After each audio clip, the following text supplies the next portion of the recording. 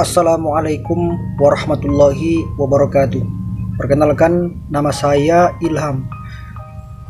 Saya dari kelompok 5. Pada kesempatan kali ini saya akan membahas tentang berdirinya dinasti Abbasiyah.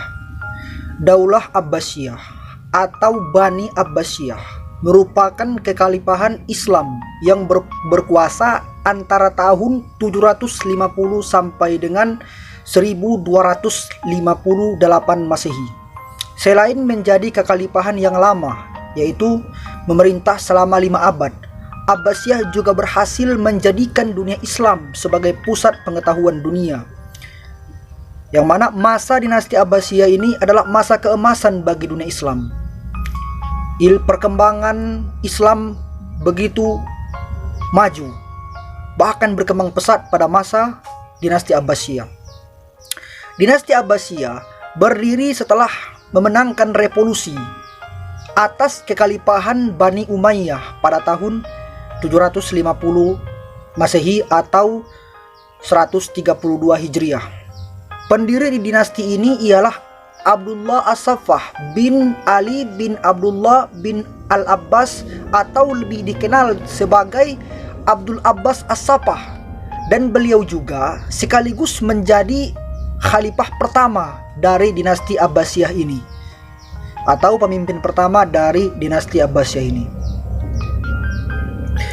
Adapun latar belakang ataupun penyebab berdirinya dinasti Abbasiyah, yang pertama adalah krisis pada pemerintahan Bani Umayyah. Sejak awal berdirinya dinasti Umayyah, kelompok Syiah telah memberontak karena hak mereka terhadap kekuasaan dirampok oleh Muawiyah dan keturunannya. Begitu juga dengan kelompok Khawarij, kelompok Khawarij yang juga merasa bahwa hak politik tidak dapat dimonopoli oleh kelompok tertentu, tetapi itu hak setiap muslim, Masalah itu terus memburuk hingga pertengahan abad ke-8. Banyak umat Islam yang tidak lagi mendukung Bani Umayyah karena dinilai korup, sekuler, dan memihak sebagian kelompok. Kelompok lain yang sangat membenci kekuasaan dinasti Umayyah adalah orang-orang Muslim non-Arab.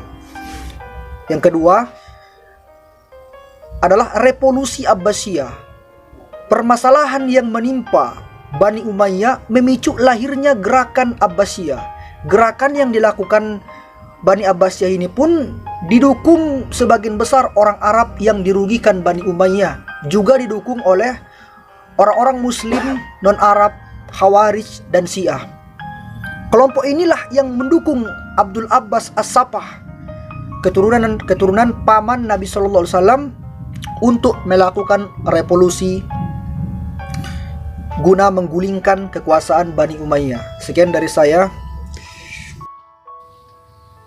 Setelah pemerintahan dinasti Umayyah runtuh, kekuasaan Khalifah jatuh ke tangan Bani Abbasiyah, keturunan Bani Hashim dari suku Quraisy, sebagaimana Bani Umayyah juga dari suku Quraisy.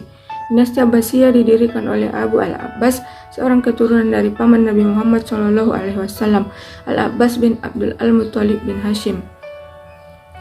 Pada masa dinasti Abbasiyah, Islam benar-benar mencapai puncak keemasan, kebangkitan, kebudayaan, dan peradaban. Islam mampu memberikan kontribusi yang sangat besar dan spektakuler terhadap perkembangan peradaban dunia.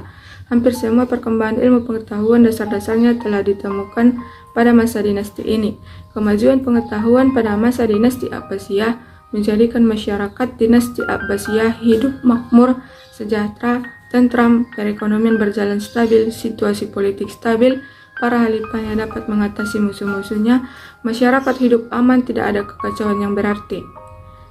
Demikianlah kemajuan ilmu pengetahuan yang membuat dinasti ini berhasil mencapai kemajuan hampir di semua sektor kehidupan. Pada masa ini pula banyak terjadi kemajuan di bidang hukum Islam, di antaranya digalakkannya penerjemahan buku-buku asing, berdirinya sekolah, dan salah satu karya terbesar adalah berdirinya Baitul Hikmah yang berfungsi sebagai perguruan tinggi dengan perpustakaan yang besar. Perkembangan dan kemajuan hukum Islam pada masa ini ditandai dengan kemajuan di bidang ilmu fikih yang menunjukkan dinamika umat Islam dalam menjawab tantangan dan masalah yang dihadapinya. Sejak Rasulullah Shallallahu Alaihi Wasallam wafat, keputusan hukum-hukum baru berkembang pesat. Ini dikarenakan sejak kekuasaan Islam di tangan Bani Umayyah dan Abbasiyah terus mengalami perluasan. Di masa pemerintahan Daulah Umayyah, hukum Islam hanya digunakan sebagai alat pelindung bagi kepentingan para penguasa. Hal ini membuat masyarakat yang biasanya mengambil hukum pada pemerintah beralih kepada para ulama dan tokoh yang memahami Al-Quran dan Sunnah. Namun, hal ini berubah saat kekhalifahan Abbasiyah memegang tampuk kekuasaan. Agama dan negara merupakan dua hal berkaitan yang tidak dapat dipisahkan. Para khalifah Daulah Abbasiyah sangat memperhatikan hukum Islam sehingga dalam penerapannya selalu mengedepankan agama. Saya Rika Harnita Siregar akan menjelaskan tentang munculnya mazhab fikih pada dinasti Abbasiyah. Nah, kemenangan Bani Abbas atau Abu Abbas As-Saffah atas Bani Umayyah tidak lepas dari peran serta bantuan dari kaum Syiah. Namun sayangnya, setelah berkuasa, Syiah dinistakan oleh Bani Abbas, ibarat sebuah peribahasa air susu dibalas dengan air tuba.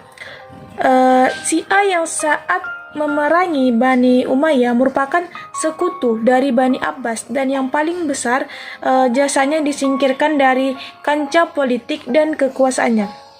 Bahkan dianggap musuh yang harus dimusnahkan setelah didirikan oleh setelah mengalahkan Bani Umayyah. Nah, Daulat Bani Abbasiyah didirikan oleh Abu al-Abbas pada tahun 750 sampai 754 Masehi dan era ini yang menjadi panggung drama pada dinasti saat ini.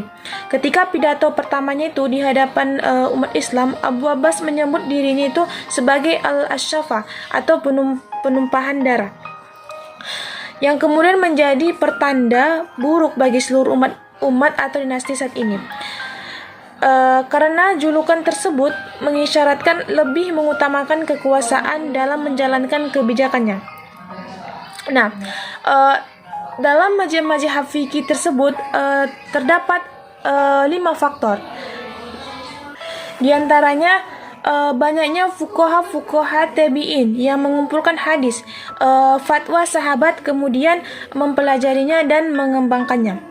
Nah, yang kedua itu mempermudah melakukan ijtihad, dan yang ketiga menambah komitmen untuk menjalankan hukum Islam secara mantap berdasarkan pada ajaran sunnah yang sudah masyhur perawi hadisnya.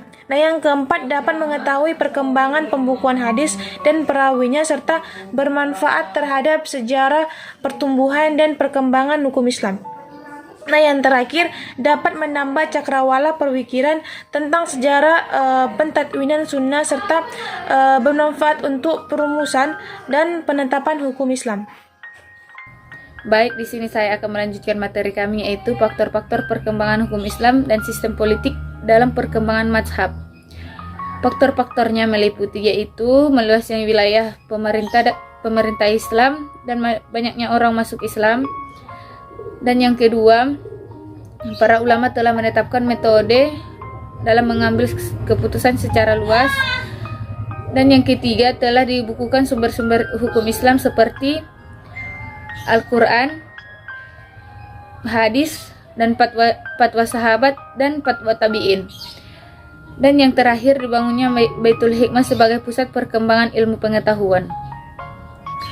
Para khalifah tetap dari keturunan Arab, sedang para menteri, palikmah, gubernur, dan para pegawai lainnya dipilih dari keturunan Persia dan Mawali. Kota Baghdad digunakan sebagai ibu kota negara yang menjadi pusat kegiatan politik, ekonomi, sosial, dan kebudayaan. Para menteri turunan Persia diberi kekuasaan penuh untuk menjalankan tugasnya dan dalam pemerintahan. Cukup sekian. Assalamualaikum warahmatullahi wabarakatuh.